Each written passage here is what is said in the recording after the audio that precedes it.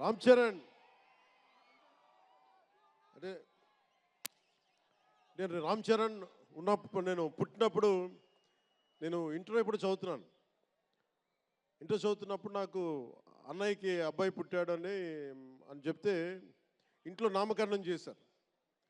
నామకరణం చేసినప్పుడు మా నాన్నగారు పెట్టిన పేరు మా ఇంట్లో అందరికీ ఆంజనేయ స్వామి పేరు రావాలి, మా ఇంటి దైవం అని. రామ్ చరణ్కి రాముడి చరణాల దగ్గర ఉండేవాడు ఎవడో హనుమంతులు, ఆంజనేయ స్వామి. నిత్యం బలం ఉండి కూడా వినయ విధేయతలతో ఉండే వ్యక్తి ఆంజనేయ స్వామి. అంటే ఎంత ఎదిగినా, ఎంత శక్తిమంతుడైనా, అడిమాది అష్టసిద్ధులున్నా తన శక్తి తను తెలియకుండా ఎదిగే కొద్దీ ఒదిగుండే ఆంజనేయ స్వామిలాగా ఇతనికి రామ్ చరణ్ అని పేరు పెట్టాలని చెప్పి మా నాన్నగారు ఆలోచన చేసి తనకి రామ్ చరణ్ అని పెట్టారు. అలాగే రామ్ చరణ్ నాకు, ఎందుకంటే నాకు చిరంజీవి గారు అన్నయ్య కాదు, పితృ సమానులు, తండ్రి సమానులు. మా వదిన నాకు మాతృమూర్తి. సో నాకు రామ్ చరణ్, నేను బాబాయ్ వీటన్నిటికంటే కూడా నాకు ఎప్పుడు ఒక తమ్ముడు.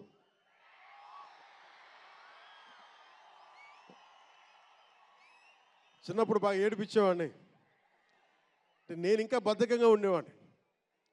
అంటే కరెక్ట్గా చెప్పాలంటే నేను తమ్ముడు సినిమాలో నా క్యారెక్టర్ లాగా ఉంటే, రామ్ చరణ్ 7 ఏళ్ల వయసు, నా రెండో కొడుకు అంత వయసు ఉండేది. ఇప్పుడు ఆ వయసులో తెల్లవారుజామున చలిలో హార్స్ రైడింగ్ నేర్చుకోవడానికి మొత్తం ఆ హెల్మెట్తో పాటు అన్నీ పెట్టుకొని షూస్ అన్నీ సర్దుకొని రాత్రే నేను సోఫాలో పడుకొని ఉంటే వచ్చి పాపం నన్ను లేపి, ఇంకా నేను పడుకునేవాడిని, తను రెడీ అయిపోయి నన్ను లేపి ఒకసారి నేను దింపాల్సి వచ్చేది. ఇష్టంతో కదా, తప్పక లేదు తిడతారు ఇంట్లోనే. అంటే అంత క్రమశిక్షణతో ఉండేవాడు చిన్నప్పటి నుంచి. నాకు రామ్ చరణ్లో నచ్చింది ఏంటంటే, ఇంత ప్రతిభా సమర్థత ఉందని ఎప్పుడు తెలియదు ఎవరికి కూడా. ఇంత శక్తి సమర్థత ఉంది ఈ వ్యక్తులు ఎప్పుడు మాకు తెలియలేదు. ఎప్పుడు ఇతను నేను డ్యాన్స్ చేయటం ఎప్పుడు చూడలేదు నా లైఫ్లో, సినిమాలో తప్ప. ఇంక సినిమాలో మాకు వ్యక్తిగత జీవితం నేను ఎప్పుడు చూడలే. అసలు మ్యూజిక్ వేస్తే కాలు కూడా ఆడించడు, కానీ అంత అద్భుతమైన డాన్సర్. అలాగే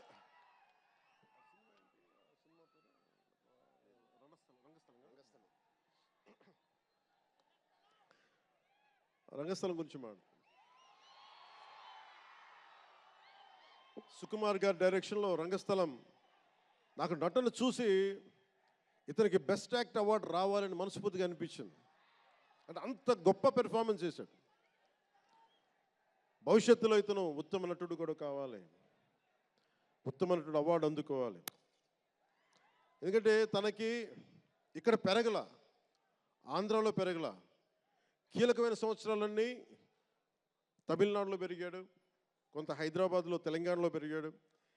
ఇక్కడ గోదావరి జిల్లాల తాలూకు భావాలు, కల్చరు ప్రత్యక్షంగా ఎప్పుడు చూడాల. అవన్నీ తెలియకుండా ఆ క్యారెక్టర్లో ఇమిడిపోయి కొన్ని తరాలుగా గోదావరి తీర ప్రాంతంలో పుట్టిన వ్యక్తిగత యాక్ట్ చేసిన విధానం చూస్తే నాకు అమితంగా నాకు నచ్చింది. అంటే అంత గొప్ప నటుడు ఉన్నాడు. చిరంజీవి గారు వారసుడు అలా కాకపోతే ఇంకెలా ఉంటాడు. చిరంజీవి గారికి తగ్గ వారసుడు. తండ్రి మెగాస్టార్ అయితే కొడుకు ఏమవుతాడు, గ్లోబల్ స్టార్ అవుతాడు.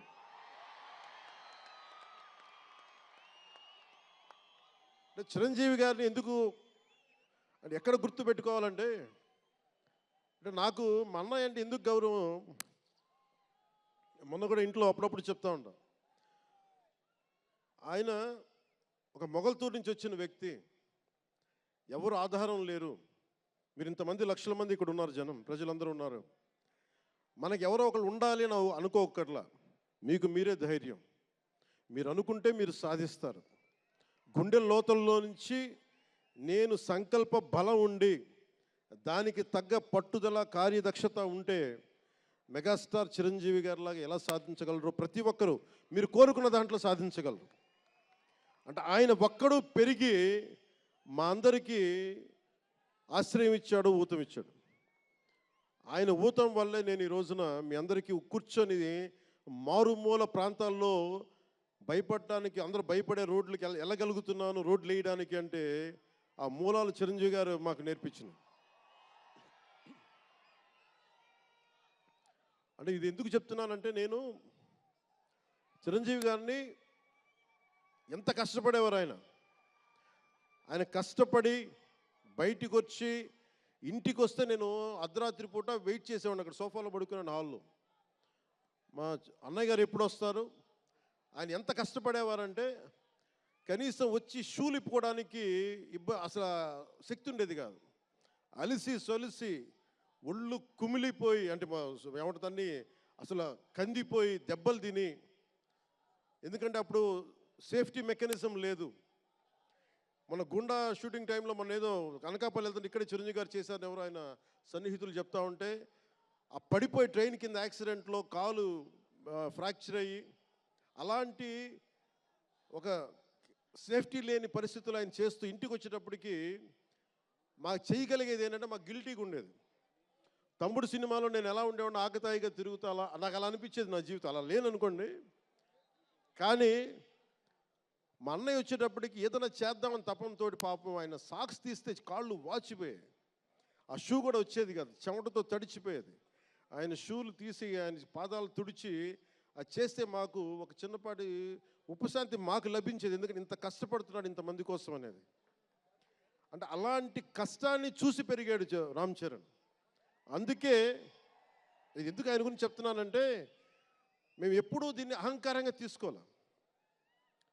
మెగా అభిమానులు ఇలాంటి పదాలు మేము ఎందుకు మాట్లాడమంటే, ఇక్కడ అందరి హీరోల అభిమానులు ఉన్నారు. జూనియర్ మీరు అందరు సినిమాలు చూస్తారు. రామ్ చరణ్ ఒక సినిమాని ఎక్కువ ఇంకొక హీరోని ఇష్టపడచ్చు, ఒక హీరోని ఎక్కువ ఇష్టపడచ్చు.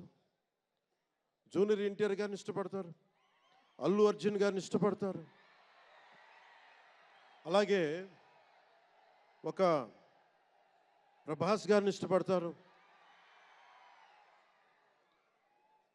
ఇంకా హీరోస్ పేర్లు అందరూ చెప్పి ఒకసారి మర్చిపోయి. ఘట్టంనేని మహేష్ గారిని ఇష్టపడతారు.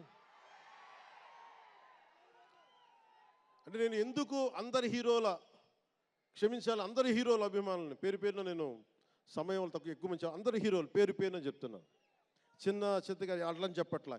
ఎవరైనా సరే, ఏ స్థాయి హీరోలైనా సరే వారు ప్రత్యేకించి అభిమానులు ఉంటారు. నాని గారు ఉన్నారు, ఆయనకి ప్రత్యేకించి మా ఇంట్లో చాలామంది అభిమానులు ఉన్నారు. మా సిస్టర్ చాలా నచ్చుతారు మా చెల్లికి నాని గారి సినిమాలు. ఇలాగా మా ఇంట్లో అందరికి కూడా మా చిరంజీవి గారు మాకు నేర్పించింది ఒక హీరోని ద్వేషించే పని మాకు తెలియదు. మాకు చిన్నప్పటి నుంచి మా జీవితంలో కళమా తల్లి సాక్షిగా చెప్తున్నాం, ఎప్పుడు కూడా మా ఇంట్లో ఈ హీరో సినిమా పోవాలి, మేము ఉండాలి, మా ఇంట్లో ఎప్పుడు లేదు. అసలు ఆ సంస్కృతి మా ఇంట్లో లేదు. అందుకు మేము అందరం బాగుండాలని కోరుకుంటాం. ఎందుకు బాగుండాలని కోరుకుంటామంటే, సర్వే జనం సుఖినో భవంతు అని చెప్పి మా నాన్న నేర్పించిన ఇది మాకు సంస్కృతి. అది మేమే బాగుండాలి, వాళ్ళు బాగుండకూడదు అనుకుంటే ఎకానమీ తిరగాలి, అందరి దగ్గర డబ్బులు ఉండాలి, అందరూ బాగుండాలని కోరుకుంటాం. అలాంటి పరిస్థితుల్లో, అలాంటి వాతావరణంలో పెరిగాం. రామ్ చరణ్ అలాంటి వాతావరణంలో పెరిగిన వ్యక్తి. నాకు చాలా గర్వంగా ఉంటుంది, చాలా ఆనందంగా ఉంటుంది. అతని హార్స్ రైడింగ్ చూస్తే మటుకు నాకు చాలా అసూయ వస్తుంది. నాకు చాలా తక్కువ సందర్భాల్లో నాకు అసూయ వస్తాయి. మొన్న ఈ మధ్యన అరకుకి వెళ్ళినప్పుడు గిరిజన